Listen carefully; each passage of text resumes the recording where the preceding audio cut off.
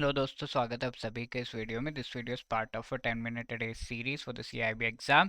यहाँ पर हम बैंक फाइनेंशियल मैनेजमेंट का module 8 chapter 6 external commercial borings and इसमें जो ऑपरेशनल गाइडलाइंस है उसको डिस्कस कर रहे हैं। This is part 1। Let us see whether these topic जो हम आज डिस्कस करने वाले are the important from the exam point of view. कितना डेप्थ में इससे क्वेश्चन आता है, किस तरीके से हमें जो है इस टॉपिक का प्रिपरेशन करना चाहिए, everything in this video we will be discussing. और सीआईबी एग्जाम के अच्छे तरीके से अगर आपको प्रिपरेशन करनी है, you should have a very fair idea of the previous year questions, most important topics and MCQs, जो आप डाउनलोड कर सकते हैं by clicking the link given in the description. Okay, तो यहाँ पर हम ऑपरेशनल गाइडलाइंस देख रहे हैं। तो external commercial borrowing, as I have already explained, is that कि अगर कोई फॉरेन कंपनी है वो इंडियन कंपनी में पैसा भेज रही है just as a help in the form of a loan, या फिर इंडियन कंपनी का बॉन्ड्स एंड डेट इंस्ट्रूमेंट्स जो है उसमें इन्वेस्ट कर रहे हैं, then that is called the external commercial borrowing. So essentially mostly it is in the form of debt, but sometimes इस कंपनी के शेयर्स जो है उसमें भी कई बार इन्वेस्ट करता है, तो that money also goes to the company. तो इस तरीके से एक्सटर्नल कमर्शियल बोरिंग दिया जा रहा है।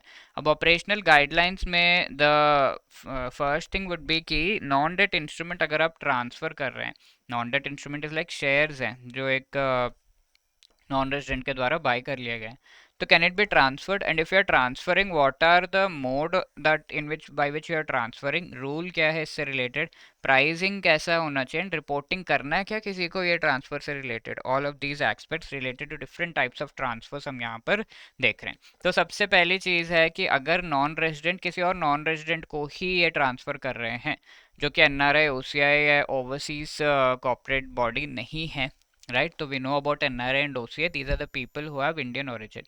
Overseas corporate body is a company जिसमें NRIs का मेजर स्टेक होता है। तो इनको अगर आप ट्रांसफर कर रहे हैं एक्सक्लूडिंग दीज एंटिटीज, तो ये सेल या गिफ्ट के थ्रू किया जा सकता है। Sale is where you're earning profit, gift is where you're not earning anything. ठीक है, the rule is automatic route से आपका ये जो ट्रांसफ़र है वो होगा, जिसमें गवर्नमेंट की बहुत ज़्यादा डीप चेकिंग नहीं होगी। Automatic route is opposite of the approval route, जिसमें गवर्नमेंट डीप चेकिंग करता है। यहाँ पे डीप चेकिंग नहीं है। The FDI is allowed under automatic route. अगर इसमें FDI, foreign direct investment, automatic route के थ्रू अलाउ किया जा रहा है, जिस भी फील्ड में ये पर्टिकुलर मनी लिया गया है and then it is getting transferred, तो ये ऑटोमेटिक रूट से आपका नॉन डेट इंस्ट्रूमेंट का ट्रांसफर भी हो जाएगा।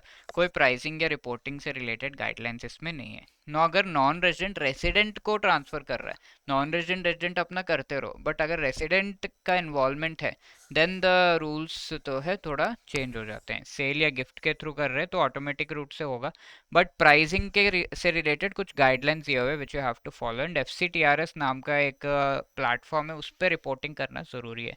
अब कोई रेसिडेंट नॉन रेजिडेंट को ट्रांसफ़र कर रहा है ये पर्टिकुलर शेयर्स, तो वो सेल के फॉर्म में अगर किया जा रहा है तो ऑटोमेटिक रूट से होगा, एंड एफडीआई गाइडलाइंस फॉलो करना है। There are pricing guideline because resident is involve here, and FCTRS platform पर आपको रिपोर्टिंग भी करना है।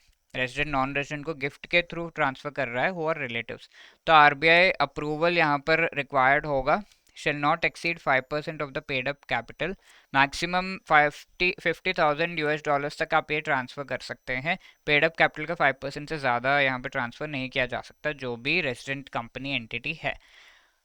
And apart from that you need to take RBI approval also. तो काफ़ी सारे रूल्स है इसमें, कोई प्राइसिंग के गाइडलाइंस नहीं, बट एफसीटीआरएस पे आपको रिपोर्ट ज़रूर करना है। Then resident non resident lender को पैसे वापस कर रहा है या फिर प्लेज कर रहा है, नॉन रेजिडेंट लेंडर, इंडिया में कोई पर्सन है, नॉन रेजिडेंट कोई बैंक है, let's say that is a lender, तो इसको ये जो शेयर्स अपने हैं वो प्लेज कर रहा है and it wants to take some loan और समथिंग, तो एक्सटर्नल कमर्शियल बोरोइंग के अंडर ये आएगा। एंड ऑथराइज डीलर का एनओसी रिक्वायर्ड है, no objection certificate.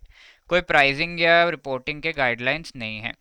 Non resident resident को कर रहा है, बैंक, लेंडर, एनबीएफसी जो इंडिया के अंदर है, ये नॉन रेजिडेंट अब रेजिडेंट को ट्रांसफर कर रहा है प्लेज के थ्रू, तो ऑटोमेटिक रूट से आ जाएगा। कोई और गाइडलाइंस इसमें नहीं है। नॉन रेजिडेंट को कर रहा है ओवरसीज लेंडिंग बैंक को यहाँ पर, तो इसमें भी प्लेज किया जा सकता है, ऑटोमेटिक रूट के थ्रू किया जा सकता है, एंड कोई प्राइसिंग रिपोर्टिंग गाइडलाइंस नहीं है।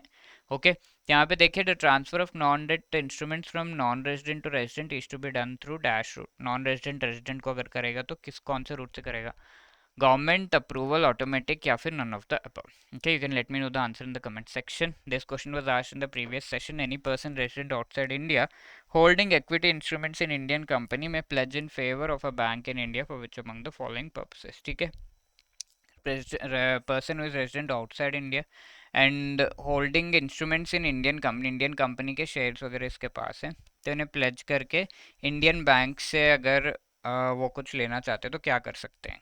क्रेडिट फैसिलिटीज़ यानी कि लोन ले सकते हैं, जेन्यून बिजनेस पर्पस के लिए पैसा ले सकते हैं, डिक्लेरेशन एनुअल सर्टिफिकेट यहाँ पे सबमिट करके statutory auditor of the investing company that the loan proceeds बता सकते हैं कि लोन के जो प्रोसीड्स है वो सही डायरेक्शन में खर्च किए गए हैं. All the three are correct, so 1 2 and 3 D would be the right answer. Now apart from this, CIB exam के चारों कंपलसरी पेपर्स को अगर आपको एक ही बार में क्लियर करना है, इससे रिलेटेड गाइडेंस चाहिए, तो हमारे मास्टर कोर्स को आप ज्वाइन कर सकते हैं. इसमें शॉर्ट रिकॉर्डेड वीडियोस के थ्रू बहुत ही बढ़िया जो आपको कॉन्सेप्ट क्लासेस यहाँ पर पढ़ाए गए हैं, शॉर्ट रिकॉर्डेड वीडियोस 15-15 मिनट्स के, जो आप अपने ब्रेक टाइम, कम्यूट टाइम को यूटिलाइज करके देख सकते हैं.